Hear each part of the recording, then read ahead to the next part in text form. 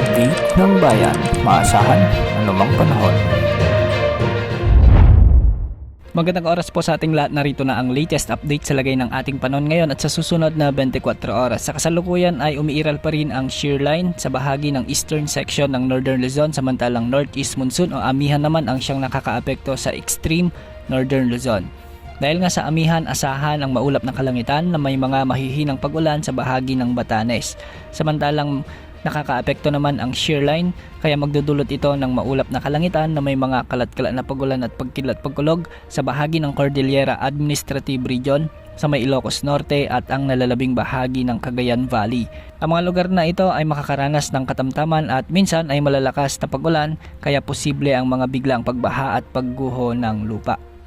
Samantala sa Metro Manila at nalalabing bahagi ng ating bansa ay magiging bagyang maulap hanggang sa maulap din ang mga kalangitan na may mga isolated rain showers and thunderstorms. Samantala wala pa rin tayong namomonitor na low pressure area o potential na bagyo na posibleng pumasok sa ating area of responsibility sa susunod na 3 hanggang 5 araw. Sa mga susunod na araw ay posible namang lumakas ang pag-iral ng hanging amihan, kaya makakaapekto ito sa malaking bahagi ng Luzon. Ihanda na ang mga panlaban sa lamig dahil nagbabanta na ang malamig na pag-ihip ng hangin sa mga susunod na araw. Ngayong araw, dahil sa umiiral na shear line ay posibleng makaranas ng moderate to heavy o katumbas ng 50 to 100 mm na pag-ulan sa bahagi ng Apayao, sa may mainland Cagayan, sa may Kalinga at Isabela. Pinag-iingat natin ang ating mga kababayan dahil posible ang mga localized flooding o yung mga pagbaha sa mga komunidad, lalo na yung mga lugar na mabababa at mga flood-prone area.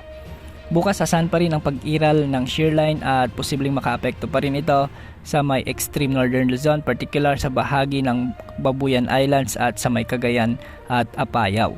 Inaasahan pa rin ang mga pag-ulan na hanggang 50 to 100 mm, kaya pinag-iingat pa rin natin ang ating mga kababayan dyan. Bukas, asahan din ang mga kalat-kalat na pag-ulan at magiging maulap sa malaking bahagi ng ating bansa dulot ng mga localized thunderstorms. Yan ang update sa lagay ng panahon. Ito po ang weather update ng bayan, maaasahan anumang panahon.